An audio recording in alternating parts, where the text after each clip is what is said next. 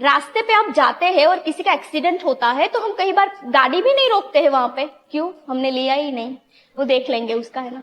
कोई झगड़ रहे हैं, गाली गलौज कर रहे हैं, मारपीट चल रही है, तो हम हमारी गाड़ी वहां से निकाल देंगे, वहां बीच में नहीं पड़ेंगे हम। क्यों? हमने लिया ही नहीं, वो उसकी मैटर है, करने दो। करते हैं ना ये। जब मैंने वो एक्सेप्ट किया, यार दोनों बेचारे लड़ रहे थे, यार वो तो कैसा हो गया उनके साथ, तब मुझे दुख होगा उनका, उसके साथ क्या हो गया, है ना। जब मैं एक्सेप्ट करूंगी तब मुझे दुख होगा। जब मैं एक्सेप्ट ही नहीं कर रही हूं तो मुझे दुख नहीं होगा। तो शोक तब होता है जब आप एक्सेप्ट कर लेते। अर्जुन ने यही तो किया ना, क्या किया? एक्सेप्ट कर लिया। क्या?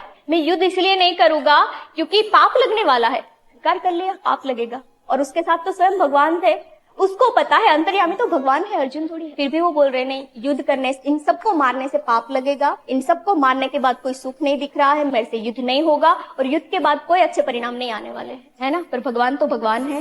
भगवान कहते हैं, जब तुम्हें पता ही था कि युद्ध के बाद ये सारे परिणामों के बारे में तुम जानते थे, तो फिर तुमने ये युद्ध करने का निर्णय लिया ही क्यों कि भाई मुझे युद्ध करना है? और यहाँ तक कैसे पहुंच गए? आपको पता ही था कि युद्ध के बाद कोई परिणाम अच्छे नहीं है। यही सबसे बड़ी बात है कि हमने ये बड़ा भारी पाप करने का निर्णय ले लिया है, वो नहीं, सरेंडर नहीं हो रहे हैं, अभी भी बोल रहे हैं। यही तो बड़ी बात है कि हमने ये गलत डिसीजन ले लिया है युद्ध करने का, और सबसे बड़ा भारी पाप करने का डिसीजन ले लिया है ये।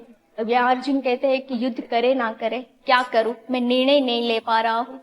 भगवान कहते हैं, तो ये निर्णय तो तुम्हें ही लेना पड़ेगा। अगर ये निर्णय तुम नहीं लोगे तो तुमने और कोई उपाय तो सोचा ही होगा कि युद्ध नहीं करना है। चलो तुमने बोल दिया, तो तुम्हारे पास और कोई उपाय तो होगा ना कि क्या करे, बताओ मुझे क्या उपाय है। अर्जुन कहते हैं, भगवान हे महाराज, कायरता के दोष के कारण मेरा क्षात्र स्वभाव दब गया है, धर्म के निर्णय लेने में मैं असमर्थ, मेरी बुद्धि कोई काम नहीं कर रही है। आप मुझे बताओ मेरे लिए कल्याणकारी और हितकारी क्या है। मैं आपका शिष्य हूँ, आपकी शरण में हूँ, आप मुझे शिक्षा दो। पर हाँ, मुझे अब वो मत कहना जो आपने पहले बोल दिया था कि युद्ध करो। मैं आपका शिष्य हूँ, आप मुझे शिक्षा दो, मेरे लिए जो कल्याणकारी बात है वो मुझे बताओ, पर वो मत बोलना कि तुम युद्ध करो जो आपने पहले बोल दिया था। क्योंकि मुझे ये युद्ध के परिणाम के बाद कुछ ऐसा नहीं दिखता है कि अगर मुझे धन धान्य संपदा निष्कपट राज्य भी मिल जाए, एवं देवता का आधिपत्य भी मिल जाए, तो भी मुझे नहीं लगता है कि मेरी इंद्रिय को सुखाने वाला शोक मेरा दूर हो सकता है।